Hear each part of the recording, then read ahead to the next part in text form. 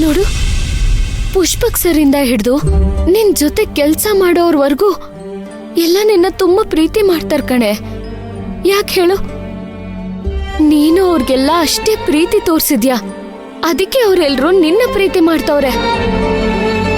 ಈಗ ಮಾಮ, ಮಿಕ್ಕಿದವ್ರೆಲ್ಲ ನಿನ್ ಜೊತೆ ಯಾಕೆ ಮಾತಾಡ್ತಿಲ್ಲ ಹೇಳು? ನೀನ್ ಧ್ರುವ ಅವ್ರ ಜೊತೆ ಖುಷಿಯಾಗಿ ಸಂಸಾರ ಮಾಡ್ತಾ ಇಲ್ಲ ಅಂತ ಅವ್ರೆಲ್ರೂ ಕೋಪ ಮಾಡ್ಕೊಂಡವ್ರೆ.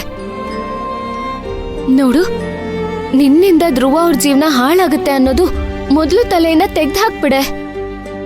ನೋಡು ಮೈನಾ, ನೀನ ತಲೆಯಿಂದ ತೆಗ್ದಾಕ್ಬಿಟ್ರೆ ನೀನ್ ಖುಷಿಯಾಗಿ ನೆಮ್ಮದಿಯಿಂದ ಇರ್ತೀಯ ಕಣೆ. ಅವಾಗ ಯಾವ ಸಂಕಟನೂ ನಿನ್ಗಾಗಕ್ಕಿಲ್ಲ ಮೈನಾ.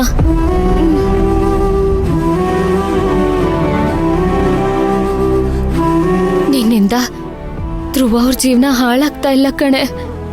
ಮೊದ್ಲು ಅದನ್ನ ಅರ್ಥ ಮಾಡ್ಕೊ. ನಿಜವಾಗ್ಲು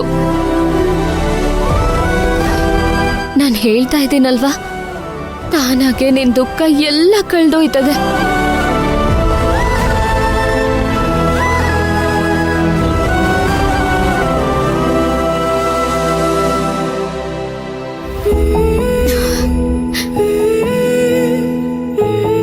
ಮೈನಾ, ನೀನ್ ನನ್ ತಂಗಿ ಅಲ್ವಾ? ನೀನ್ ಚೆನ್ನಾಗಿದ್ರೆ ನಾವೆಲ್ರೂ ಖುಷಿಯಾಗಿರ್ತೀವಿ. ಒಪ್ಕೊಳ್ಳೆ.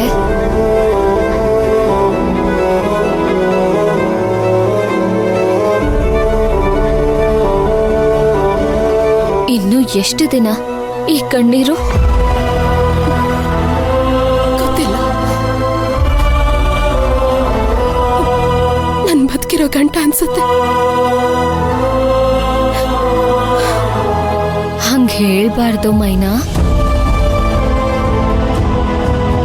ಎಲ್ಲ ಸರಿ ಹೋಯ್ತೈತೆ, ನೀನ್ ಒಪ್ಕೋ.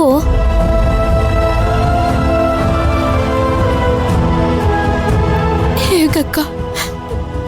ಹೇಗೆ ಒಪ್ಕೊಂಡೆ? ಮನ್ಸಿಗೆ ಭಾರ ಆಯ್ತದೆ ಕಣೆ. ಯಾವನು ನನ್ ಬದುಕಲ್ಲಿ ಆಟ ಆಡ್ದ. ನನ್ ಬದುಕಿದ್ರು ಸತ್ತೋಗಿದ್ದೀನಿ ಅಂತ ಅನ್ನಿಸ್ತಿದೆ ಕಣೆ.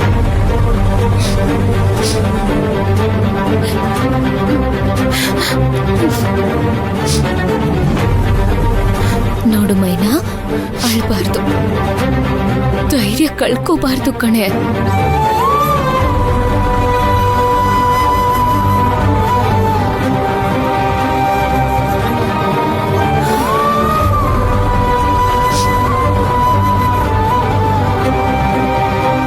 ಇವಾಗ ನೋಡು, ಅದ್ನ ನನ್ ಮನ್ಸಿನ ಭಾರ ಎಲ್ಲ ಕಳೀತೈತೆ. ಇಷ್ಟೇ.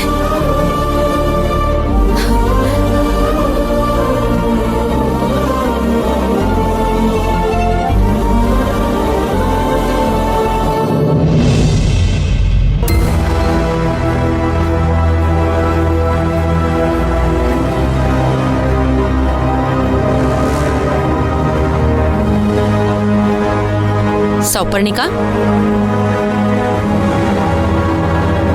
ನರ್ತನ ಚಿಕ್ಕವಳಿದ್ದಾಗ್ಲಿಂದಾನು ನಾನು ಅವಳನ್ನ ಹಾಸ್ಟೆಲಲ್ಲೇ ಬಿಟ್ಟಿದ್ದೆ. ಅವಳು ಅಲ್ಲೇ ಬೆಳೆದ್ಲು.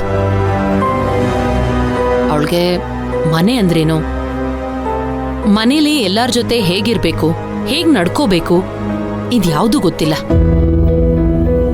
ನಾಳೆ ದಿವಸ ನರ್ತನ ಏನಾದ್ರೂ ಪುಷ್ಪಕ್ಕನ್ನ ಮದ್ವೆ ಆಗಿ ಈ ಮನೆ ಸೊಸೆ ಆಗಿ ಬಂದ್ರೆ ಆ ಮನೆಯಲ್ಲಿ ಹೇಗಿರ್ಬೇಕು ಅಂತಾನೂ ಗೊತ್ತಿಲ್ಲ. ಪುಷ್ಪಕ್ ಒಂದ್ ವೇಳೆ ಅವನಿಗೆ ಇಷ್ಟವಾಗಿರೋ ಅಡ್ಗೆನ ಮಾಡ್ಕೊಡು ಅಂತಂದ್ರೆ ಅವಳದನ್ನ ಮಾಡ್ತಾಳೋ ಇಲ್ವೋ ಅನ್ನೋದು ನನಗೆ ಗೊತ್ತಿಲ್ಲ. ಒಂದ್ ರೀತಿ ಹೇಳ್ಬೇಕು ಅಂದ್ರೆ ನಾನು ಒಂಟಿಯಾಗೆ ಇದ್ಬಿಟ್ಟೆ. ಅವಳಿಗಿದನ್ನೆಲ್ಲ ಯಾವ್ದು ಹೇಳ್ಕೊಡಕ್ಕೂ ಆಗ್ಲಿಲ್ಲ. ಅವಳೇನಾದ್ರೂ ಈ ಮನೆಗ್ ಬಂದು ಸಣ್ಣ ತಪ್ಪು ಮಾಡಿದ್ರು ಅದಕ್ಕೆ ನಾನ್ ಕಾರಣ ಆಗಿರ್ತೀನಿ. ನೀವೇನಾದ್ರೂ ಬೈಯೋ ತರ ಇದ್ರೆ ನನಗ್ ಬೈದ್ಬಿಡಿ, ಆದ್ರೆ ದಯವಿಟ್ಟು ಅವಳಿಗೇನು ಹೇಳ್ಬೇಡಿ.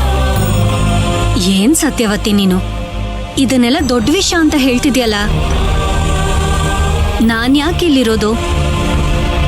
ನರ್ತನ ನನ್ ಸೊಸೆ. ನಾನ್ ಏನೇ ಹೇಳಿದ್ರು ಅವಳದನ್ನ ಕೇಳ್ತಾಳೆ. ನಾನ್ ಎಲ್ಲ ಅವಳಿಗೆ ಹೇಳ್ಕೊಡ್ತೀನಿ.